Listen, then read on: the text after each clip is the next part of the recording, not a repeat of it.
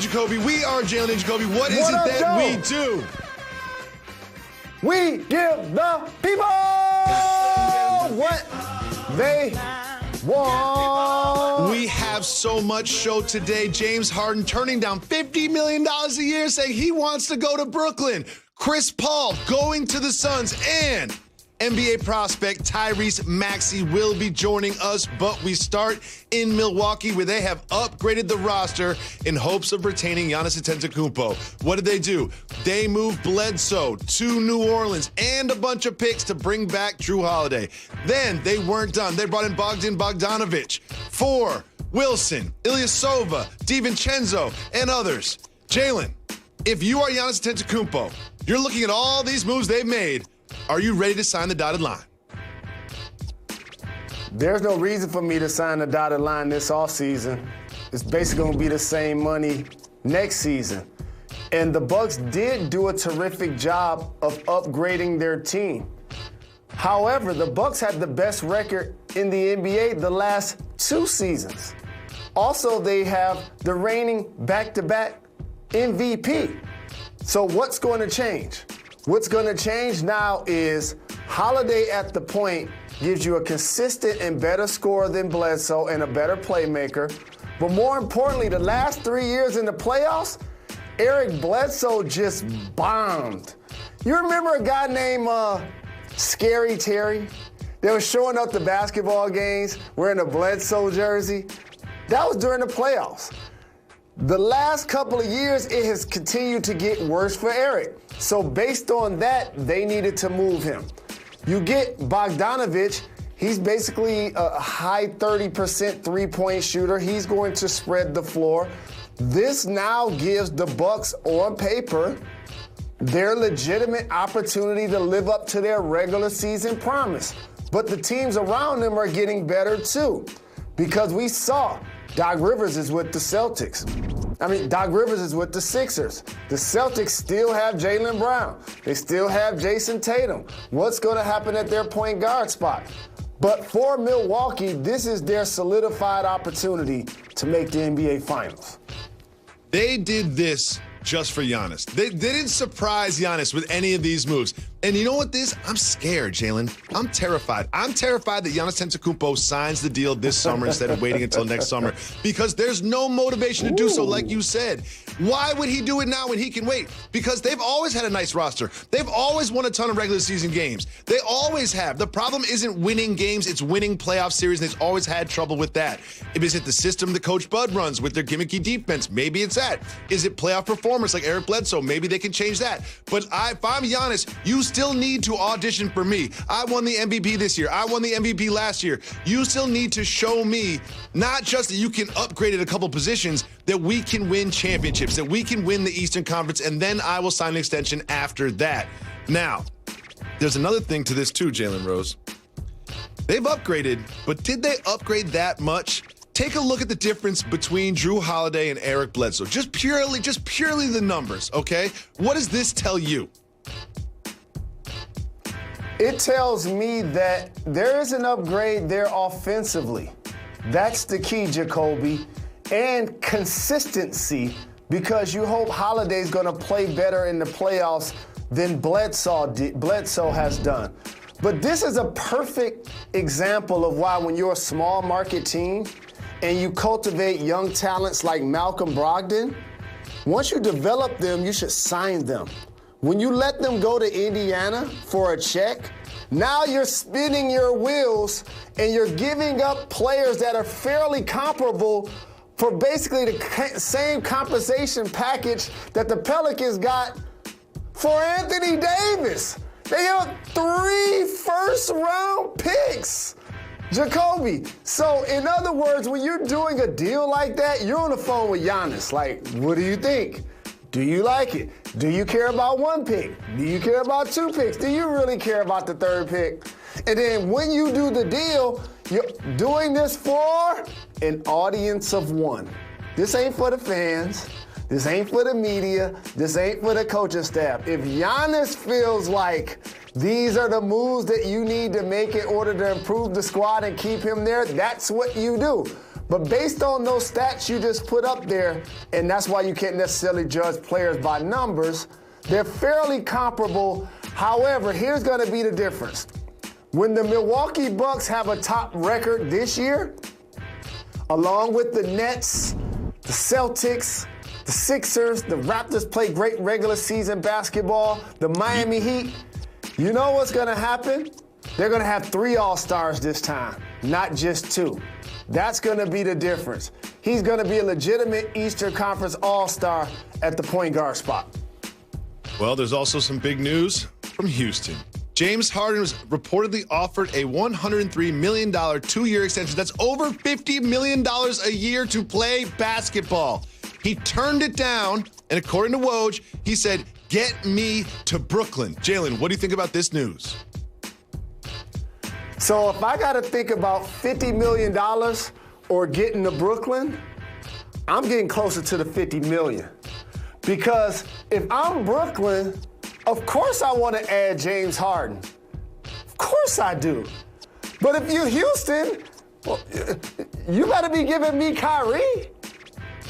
And since that's not going to happen, I don't see a deal taking place between those two teams. And James Harden, who's been a terrific performer for the Rockets, one of the top teams in the West constantly. He's been an MVP candidate constantly, even winning the award. He's been a scoring champ. If he leaves Houston, he accomplishes a duality. Because if you look at the West, Jacoby, we just saw Devin Booker get CP3. The Splash Brothers are going to come back. We know about the Lakers. We know about the Clippers. Jokic is in Denver. Each team, like Portland has Dame. You go down the line, each team has a great player. That doesn't happen necessarily in the East. So basically, if you're James, not only do you get away from the Rockets, in theory, if you don't feel like they're a contender, you're escaping from the Western Conference. Luka Doncic and those young players like that are continuing to ascend. And the East has been a revolving door. Kawhi goes there 1 year, wins the championship. Miami Heat, 4 or 5 seed, get to the finals. It's a revolving door. So in James Harden's mind, I want to go team back up with D'Antoni. I want to go team back up with Daryl Morey. And just from a business standpoint, let me point something out to you. When Daryl Morey made his unfavorable comments to the people in China, the Houston Rockets are the most popular team in the NBA in that market based on Yao Ming, which told me unless the Rockets outplay expectations and make it to the finals, I felt like this was going to be his final year with them anyway, because they want to continue to be able to function in that market. So now, with him not being there, if I'm the Houston Rockets, I'm not just trading James Harden unless I'm getting something elite in return. Not going to be able to do it. Love Spencer Dinwiddie, love Karis LeVert, love Jared Allen, but they are not James Harden. Well, there was another big move in the NBA yesterday. Future Hall of Famer, one of the best point guards to ever play the position, Chris Paul, is now a Phoenix Sun. Jalen, now he was apparently consulted. He wanted to go there and run with Devin Booker. What do you think about the future of the Suns, and what are your expectations for this new nucleus? Phoenix hasn't made the playoffs in 10 years, and the lower part of the Western Conference is in flux. So if you're Phoenix, there's a legitimate opportunity for you to make the playoffs. You reunite him with Monty Williams, where they teamed up in New Orleans. And so I like what he's going to be able to do for Bridges and aiding those young players, and then taking pressure off of Booker, not only from a leadership standpoint, but allowing him to flourish as a scorer. So this is a win definitely for the Phoenix Suns and putting them solidified in position to be a playoff team.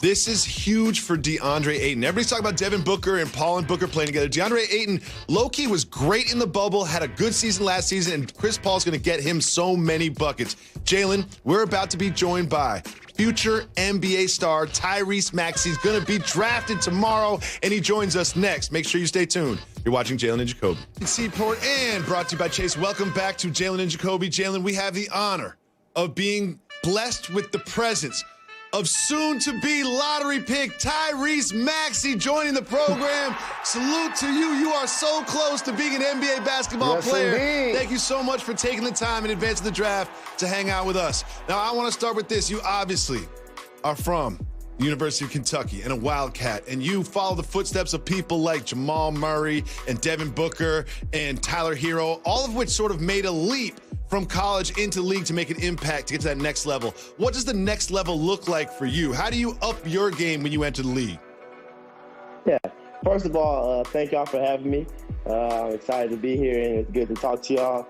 And yeah, you're right. And I feel like those guys, the Jamal Murrays, the Devin Bookers, the Tyler Heroes, even the Bam Adebayos, if you look at him, the way he's progressed in the National Basketball Association, I feel like those guys, at Kentucky, we have to play a role. We have a lot of different elite guys. Coach Cal does a really good job of making us play together and sacrifice. And then when you get to the NBA, you can kind of show, their entire full package, your entire game, everything that you wasn't able to show at the University of Kentucky. You and Anthony Edwards participated in the Clutch Sports Pro Day, led by my brother Rich Paul. What was it like basically having a job interview in front of superstars like LeBron James, Trae Young, and my fellow lefty Quavo there to represent? It was great, man. It was amazing. It was a great atmosphere. Me and Ant go way back. We made a good relationship, a great friendship at the McDonald's All-American game. Kudos to him, great player, great kid, even better person. But it was an even amazing feeling to work out in front of those guys like LeBron, like you said, Quavo, everybody, Anthony Davis, the entire Clutch family. And it was great. It was, a cool event. It was crazy to be a part of that first experience, and I think it went really well. Tyrese, what is it like to look down at your phone and one of the numbers in it is LeBron James? What is some of the best advice he's given you about this process so far? It's cool to have someone like LeBron James and, like I said, Ben Simmons and those different guys as older brothers. And that's one reason why I decided to go with Clutch. And because it's not just, Rich, it's not just LeBron, it's the entire family. The entire family of Clutch is amazing. It's great to have those guys around. They give you great advice. Like LeBron has told me, just keep working, man. The work ethic that I have, he wants me to keep that and take it to the next level. Never get content. And just go 110 every day. Get 1% better every single day as long as you're playing. Well, you play a position, it's sort of a positionless sport, but you're going to be defending players like Dame and Russell Westbrook and Steph Curry, trying to chase him around screens. Who are some of the players you're excited to go up against on both ends of the floor when you start the season in like a month and a half? Oh, it's a lot of different players. You grow up watching. I grew up liking Dwayne Wade out the league now. And I think after Dwayne Wade left, I felt like the game of C.J. McCollum and Kyrie Irving and the Jamal Murrays of the league, those guys are kind of paving the way for me because they kind of play on and off the ball. Drew Holiday is a great defender, and I feel like I'm a pretty good defender as well. And Jamal Murray is able to, y'all saw what he was able to do in the bubble. Him and Donovan Mitchell are kind of like, I feel like I fit right in with those type of players. So it'd be amazing to go up against those guys and be able to compete and have fun every single night. How has it been for you training, getting ready for the NBA draft during a pandemic when we're social distancing, we're wearing masks? What has this process been like for you over these past couple of months? It's been great. It's been amazing. I mean, it's tough times in America today because of the pandemic and everything that's going on. But I think it really has helped me keep my head low. I came out to LA in May. I've been out here since May, and I've been working with trainer Chris Johnson. And my thing is, I like to be in the gym first before everybody. So when I first got out here, he had me my first workout at 10, and I asked him, can we move it up to 6 o'clock? So every day since May, I've been going at 6 o'clock in the morning, first one in the gym, making 800 shots during that period. It's crazy because I've been here since May. So I've seen a lot of different people come in and out of what he calls the barbershop. So, I've seen everybody. They come in for a week, different things like that. Like I worked out with Rondo before he went to the bubble. So that's how long I've been here. But yeah, I did. I worked out at 6. After that, I come over here to sports rehab where I am right now. getting my lift in. So my second workout of the day, I just finished that. Hopped on here with y'all. And then after this, I'll be on my way back to Chris Johnson for number 3 at 10 o'clock. You know, getting those shots up, getting those reps in, working on the ball handling and different things like that. So you're from Dallas, Texas. It's very warm down there. There are some teams up north with some picks that kind of where you fall. Like, are you ready to live that Scully winter jacket, Timberland boots lifestyle if you have to? I mean, at the end of the day, we play basketball inside. I mean, if we was outside playing football or, you know, baseball or something like that, then, you know, it'll be a different story. But I'll just be happy for whoever drafts me and whoever, you know, takes a chance on me, and I'm going to go out there and give my all to the organization, no matter if it's snowing every day, hot every day, raining every day, who knows. But I know one thing that's consistent. I mean, the temperature in the gym is set the same everywhere, wherever you are in the world. So that's going to be the good part about it. And also, that money is green everywhere, Jacoby, and it cashes because it's banks in every city. It's banks in every city. Now, it works everywhere, Tyrese, I'm a Detroit Lions fan. I think it's bad for my health. Okay, Jacoby's a Die Easy fan because he's not going to stick to a team too long. You're from Dallas. What's going on with your Cowboys? You know, I've been the Cowboys. I was born into Cowboys Nation. Like, I was born into it. So it's not optional. It's not optional. My dad, my uncle, grandfather, they were all Cowboys fans. So now I have an opportunity because I don't know, you know, wherever I'll be living, if it's in Dallas or wherever I get drafted to, I'm just gonna adopt that team. So if it's Dallas, I'm gonna stay with them. But, you know, I'm gonna go whatever team I go to. That's the football team I'm rocking with. I've been telling people, my uncle and everybody, that's who I'm rocking Jacoby with. loves this. Look at him. Welcome to the Die Easy fan base. It's so much better over here. You're never upset when you're always front running. It's easy. You're a terrific prospect, and I'll make you a promise. Wherever you go, that's where you're meant to be. So many times as players, we sit back and we try to see what roster we're going to fit into, what coach might like our game, and then all of a sudden, the team that actually drafts you is the one that really wants you. So how did going to Kentucky and playing for Coach Cal get you more league ready than most prospects who don't get the opportunity to play for Kentucky? I think the work that we put in at the University of Kentucky is just at a different level. You know, Coach Cal holds us to a different standard. Like, he told us that, you know, if your end goal is to be a pro, if that's your goal, then I'm going to treat you like a pro. I'm going to treat you like a pro. I'm going to make sure I'm not going to be the one that's making you get in the gym. You're going to do that on your own. So we have to do, you know, we have to go to get in the gym. We have to have that self-motivation. And I think that's one thing, you know, a professional basketball player needs. Just because, you know, no one needs to be telling you, hey, you got to get up and get to the gym today. Hey, man, you got to do this, this, and that. You have to have that your own self-motivation and your own, you know, determination to do those things. And that's what Coach Cal instilled in us, you know, early on. How do you think homeboy behind you feels about being on ESPN, lifting the 2-pound weights, getting the workout in? hey, he's up early. What time is it? About 9 o'clock here? Hey, people doing at 12 o'clock, wherever they are on the East Coast, they're not working. He grew up grinding early. Hey, I ain't mad at him. Salute to him. Tyrese, you are going to be an NBA basketball player in just over 24 hours. We are behind you. We just want to salute you. Thank you so much for your time. And we're so excited to watch you with Jerry West on your chest in December. Congratulations. Thank y'all for having me. I really appreciate y'all's time. Y'all have a good day. Welcome back to Jalen and Jacoby. Jalen, sometimes on social media, things get socially awkward.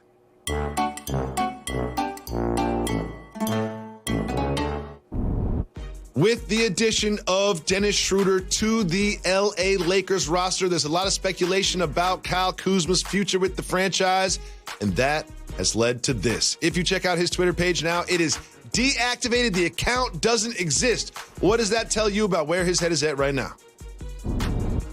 It just lets me know what I already knew, that fans and media are jealous of my nephew, Kyle Kuzma. That's it. And then when he won the championship, people even tried to slander him further by saying he did not deserve a ring. Here's the deal. He's a terrific basketball player. I'm glad that he disconnected himself from social media because y'all don't deserve to kick it with my guy right now. Well, sometimes your light doesn't shine that bright when you are playing with Anthony Davis and LeBron James, two of the best players in the league. But Jalen, I think this is good for him. Pay attention to not what's on your phone, but who's in your phone. Sometimes you have to disassociate yourself from the social media apps and just focus on what's important. Congratulations to him. Wish him the best. And also, Jalen, it's a very special show tomorrow on draft day. Who's going to be joining us on Jalen and Jacoby at 2 p.m.? Two young men that are not only terrific basketball players, but amazing people. Obi Toppin and LaMelo Ball will be here to represent for the NBA draft tomorrow. That's two.